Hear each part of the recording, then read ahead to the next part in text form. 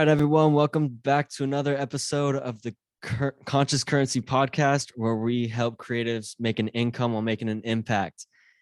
This week, we have a very special guest. This man has been working with the likes of Kev Brown, Jake One, Sean P, Blue, straight out of LA. It's my man, Destruct. What is up? What's up, brother? How you doing? Doing all right. How are you? Not too bad, man. It's been a long week. You know what I'm saying? Trying to balance out the hustle and sleep, which, easier said than done, but it's all good. When there's a will, there's a way. But I'm just blessed to be here and appreciate you having me on the show. Yeah, absolutely, man. Blessed to have you here. It's that time of year again when we're all trying to get, we're all getting the wintertime blues. So Yeah, as you can see, it's definitely beanie season out here, man. You know what I'm absolutely. saying? Absolutely. Turning up. Good to get a summer break. You know, I'm originally from East LA, but now I reside in Van Nuys in the San Fernando Valley, and they say we feel things 10 degrees more, whether it's hotter or colder. So it's good to get a break from the heat, but when it gets cold, it definitely turns up. You know what I mean? Damn. Or should I say turn down? Yeah, I was gonna say. Yeah, that's wild that there's so much of a difference. But anyway, let's get into it. So when we were talking over Instagram a little bit ago, I'm gonna turn this on. Get my lighting up. When we're talking over Instagram a little bit ago, you brought up the idea of conviction and how important that is to an artist's journey. So right.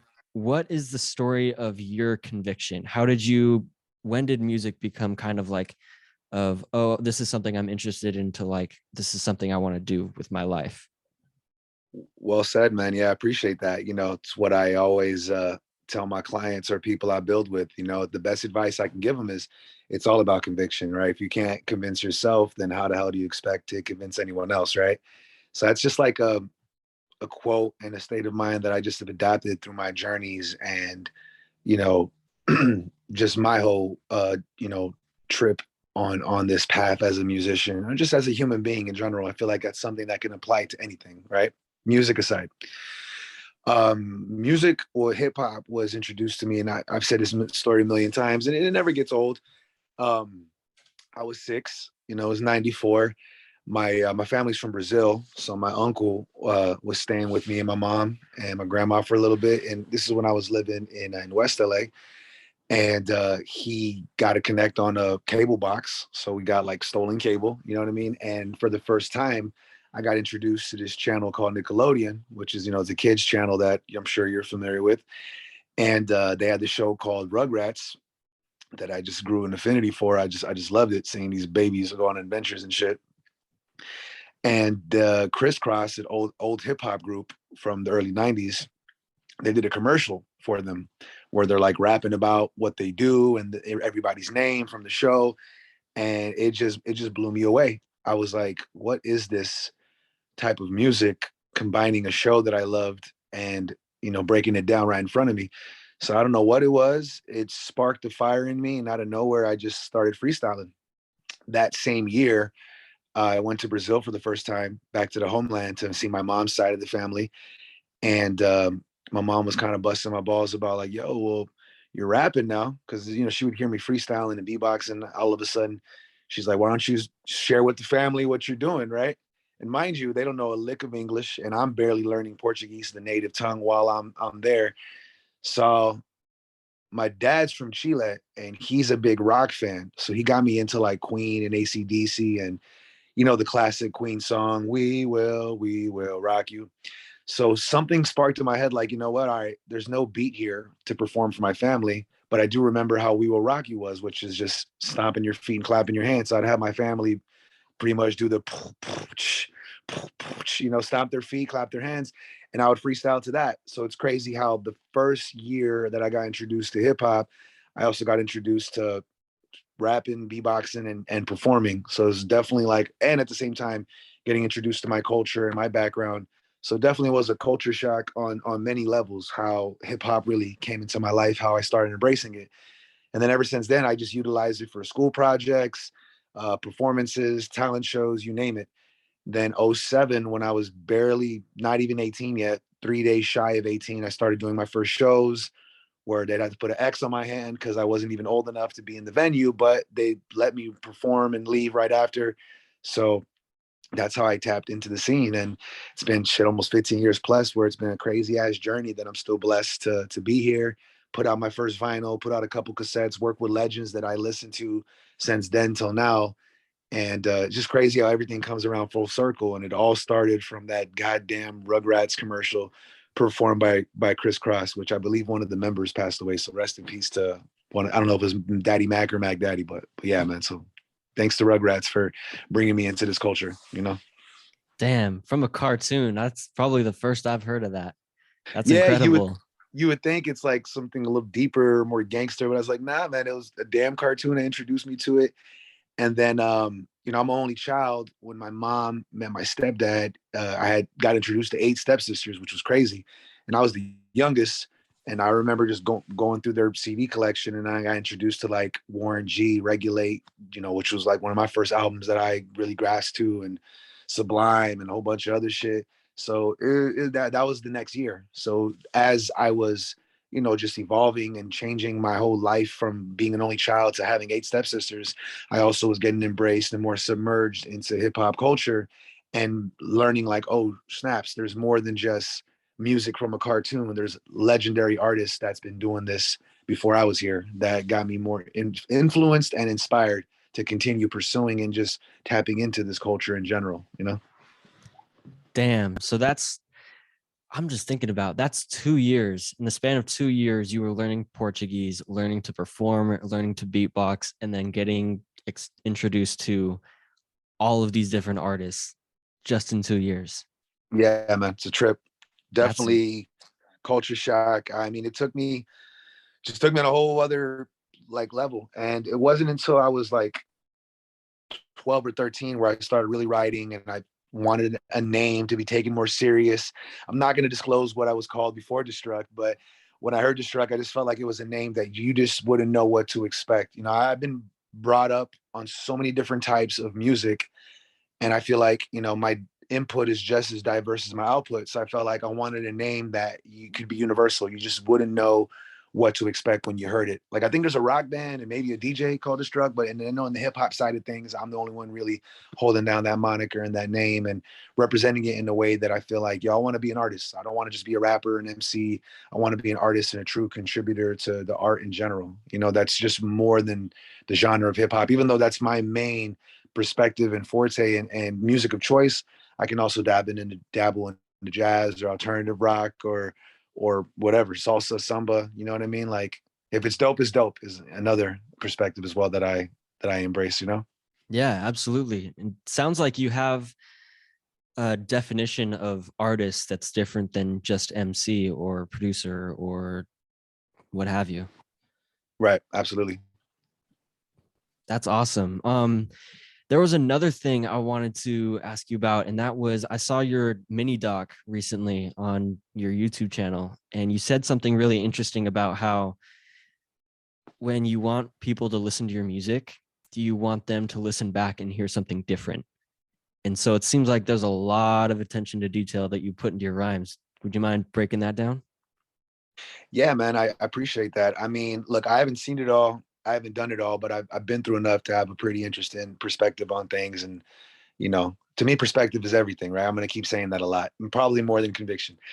So I don't know. I always look at it like some of my favorite movies or even albums, where every time I listen to it, no matter how old I am or wherever I am in that point of life, I pick up something new or maybe notice something that I haven't noticed before, right? So that's something I would love for people to get from my music is you may not fully digest everything on one serving. You might actually notice another detail or another element or just something else that grabs your attention that you didn't get it on one listen. Like, I definitely like making things that you got to hear more than once to really fully, break down and understand. And don't get me wrong, I think simplicity goes a long way too, but I think so can complexity. You know what I mean? I just try to find that balance. And for many of my records from, 2007 till now, I definitely think that they all will stand on the test of time, and chronologically can let you know where I was as a person, as an artist, as a man from then till now. And hopefully, if you take the chance to listen to where I was, you can see like there's a lot going on than just beats and rhymes.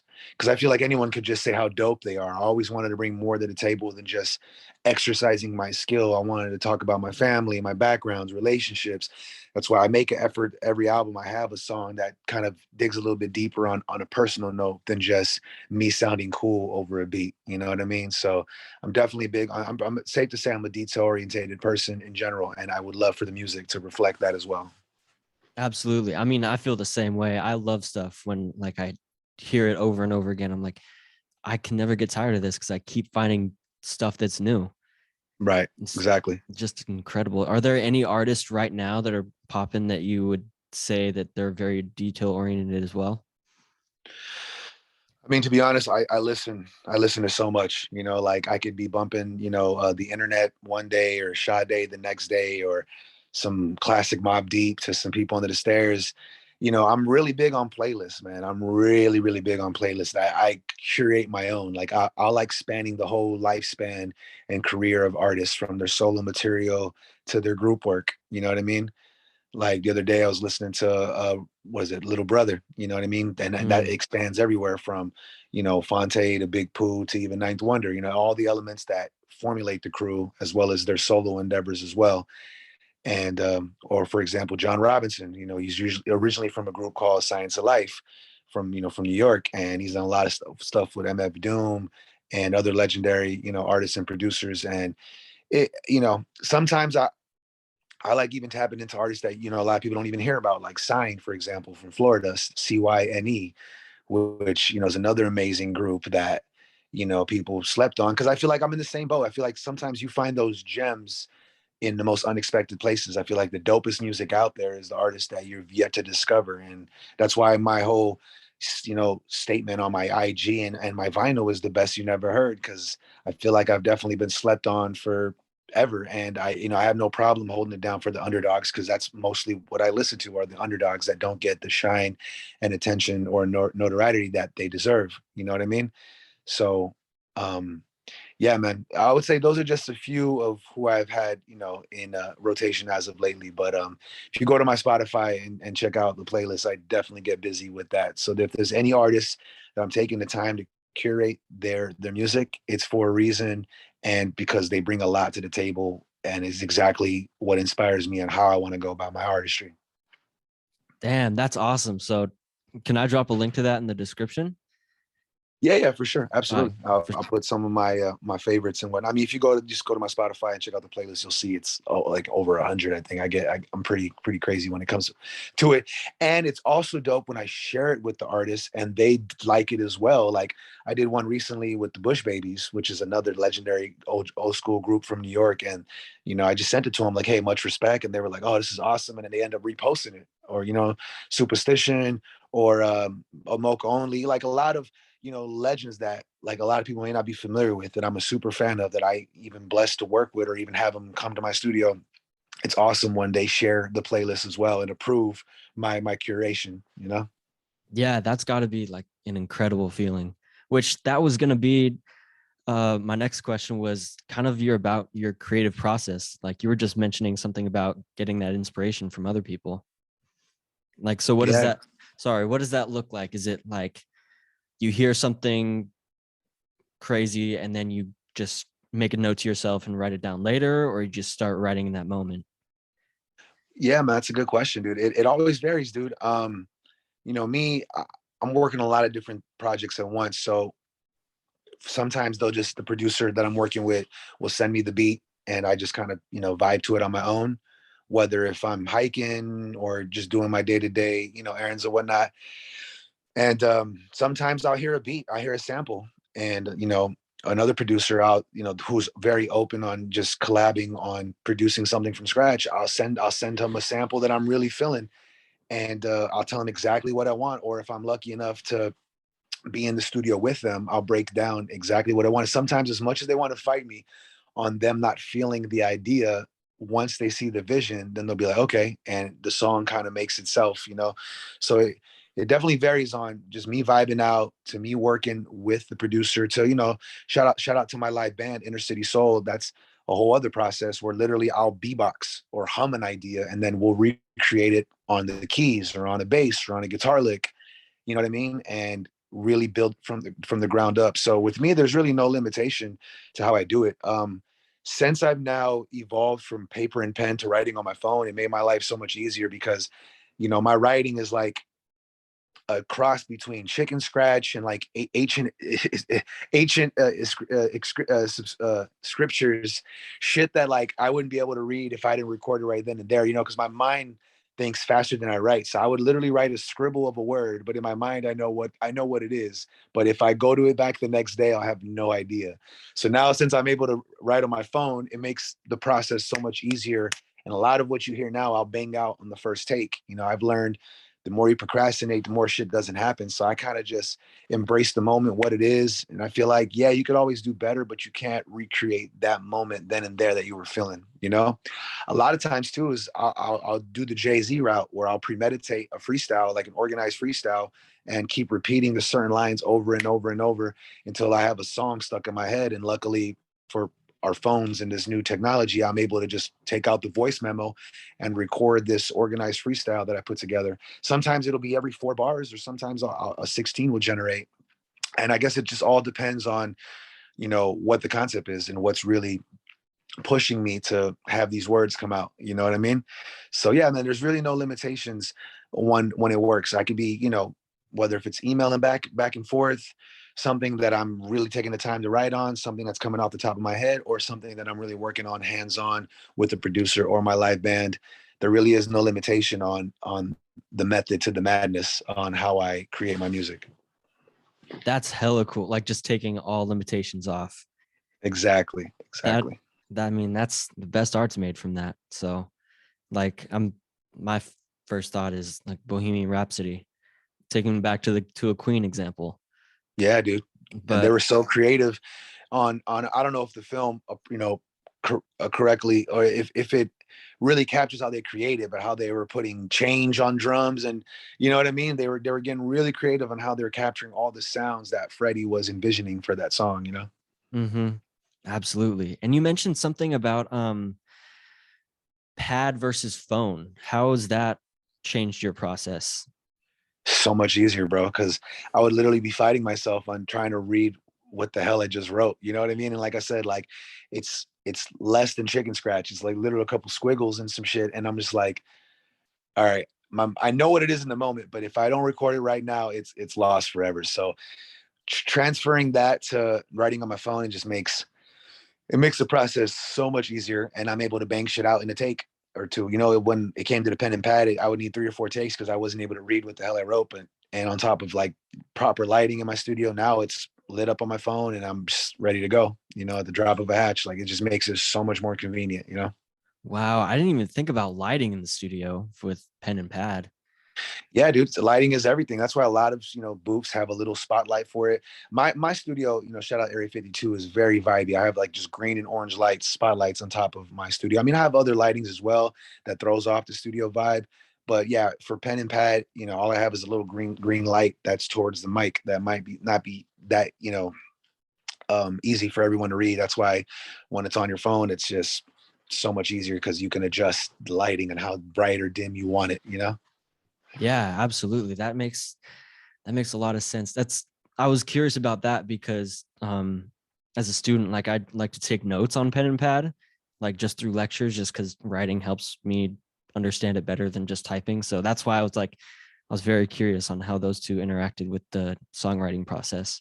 Yeah, I mean, note taking obviously is a lot more pace than songwriting, because I can come up with 2 or 3 bars at once, and then I just keep going and keep going, and I don't really, when you're in the zone, you're not trying to find the time to proofread it. You just want to write it out and get it or whatever's clicking in your mind in that moment. Mm-hmm.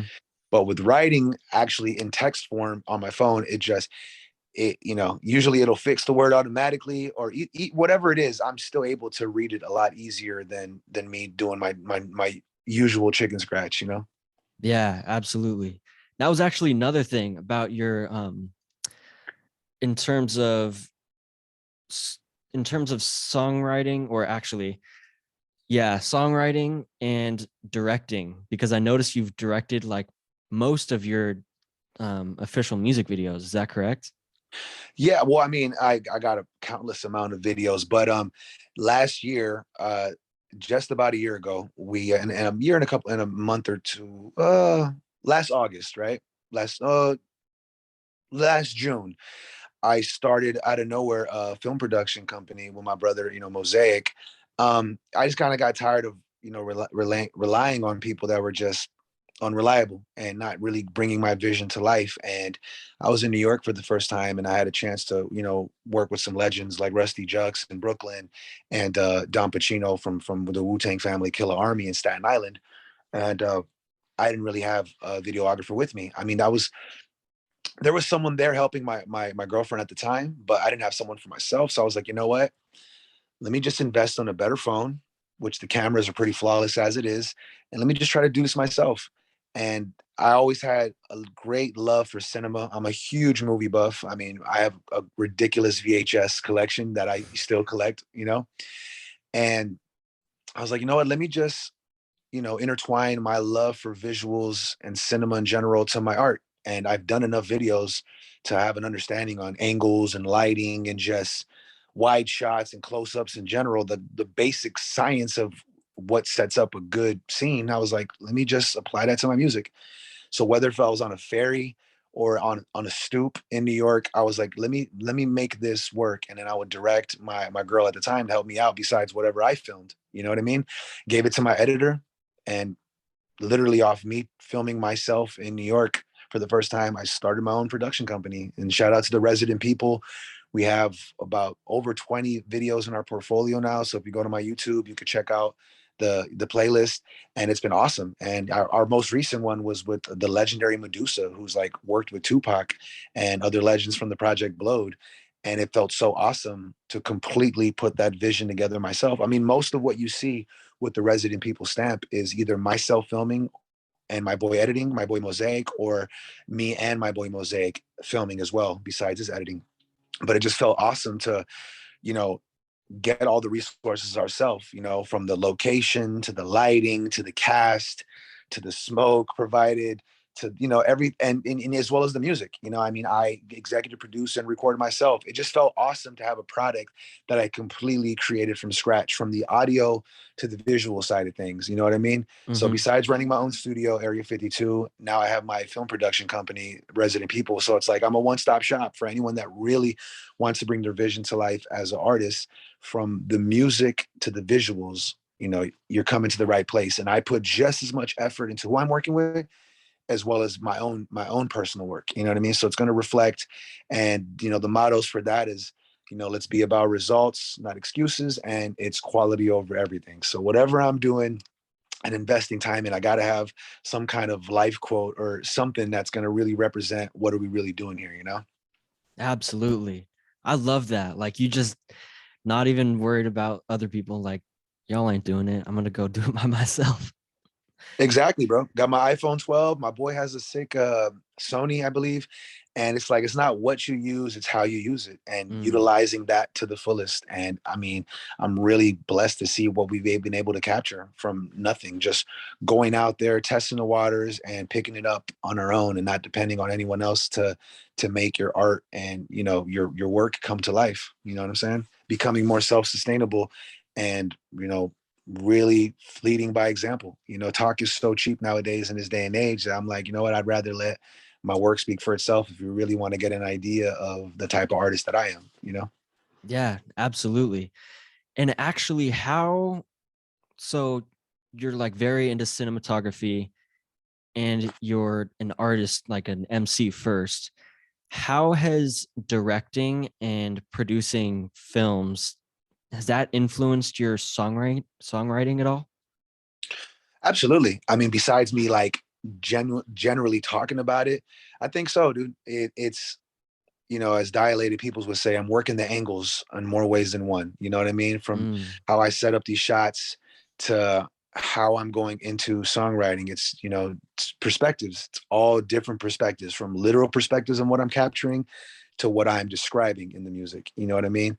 So it's definitely all been a circular motion kind of evolution for me, from just really having a better understanding on what, filming is, to to what songwriting is, you know what I mean? And it's very interesting how they coincide with one another. And even me visualizing as I'm making the song, like, okay, this is what I'm seeing for the video already. As I'm creating the music, I'm already seeing the vision for it, and before the song's even done, you know what I mean? Which is crazy. And knowing that I could do this myself, like, like, for example, on one of my last projects, a Steady Aim, with my brother K-Dub, I was going to get a song with Zumbi from Zionite, which is one of my favorite groups, hence the poster above me. And unfortunately, he passed away before we were able to make the song come to fruition. And so what I did on the song that I wanted him on, I dedicated the second verse to their whole catalog, just to embrace their history and show my fandom and respect for their music and artistry. So the vision I have for that video is I want to go to Oakland, where they're originally from, and I want to capture the murals that they made for him to celebrate his life, and be at the Golden State Bridge and other famous spots, by the Bay Area, to really show like my love and support for the group Zionide that originally was going to be on the song, but since they're not on it, I want them to be represented in a different way, in a different light, that could also commemorate their life and pay homage to their music in general. So you know what I mean? So it is interesting to just have those two worlds collide, and being able to bring it to life myself and not have to worry about someone else helping me. You know what I mean? Yeah, absolutely. And like we're talking about earlier, that just takes off another limitation. Exactly. So that's awesome, man. We're kind of running out of time, so I want to ask you this one last question. Who would you say are the top 5 hip hop storytellers? Good question. Let's see. Murs is pretty good. Okay. Murs from Living Legends. Um, Slick Rick, of course, one of the most famous storytellers, period, with children's story.